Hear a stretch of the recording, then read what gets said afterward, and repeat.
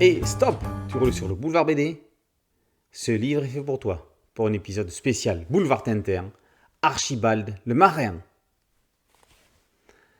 Papy Max a été la toute première personne à comprendre la passion de son petit-fils Archibald pour la mer, en demandant à son frère Anatole de le prendre en stage dans sa boutique de Ship Chandler, magasin vendant des fournitures pour bateaux.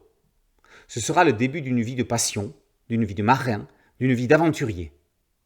Si l'on connaît bien le parcours du capitaine Haddock à partir de sa rencontre avec Tintin dans le Crabe aux pinces d'or, on ignorait tout de sa vie d'avant, jusqu'à aujourd'hui, et cette biographie rédigée par Yvon Talamer. On commence évidemment par la jeunesse de l'individu. L'homme est né en Belgique, à Anvers, le 29 mars 1894. C'est lui-même qui raconte sa prime enfance dans ce premier chapitre. Son père flamand est décédé alors qu'il n'avait que 4 ans. Archibald sera élevé avec l'aide de ses grands-parents maternels. Dans la marine marchande, toute sa vie, son papy Max, on l'a vu, lui transmettra sa passion.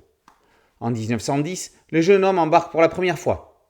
C'est sur le Vaderland, un bateau de Red Star Line qui assurait la ligne Anvers-New York. Il est groom. Ce n'est pas très bien payé, mais ça lui permet de faire ses armes. Et il découvre l'Amérique.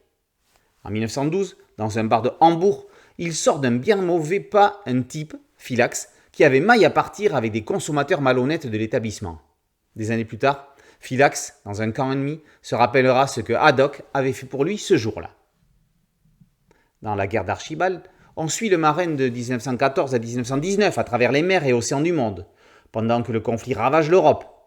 Mais la bataille était mondiale, comme son nom l'indique.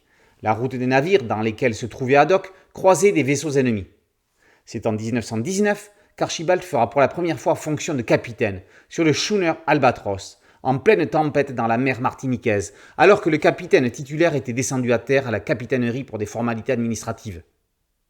Les souvenirs du capitaine Chester vont étayer le chapitre 1920-1923, une étonnante reconversion.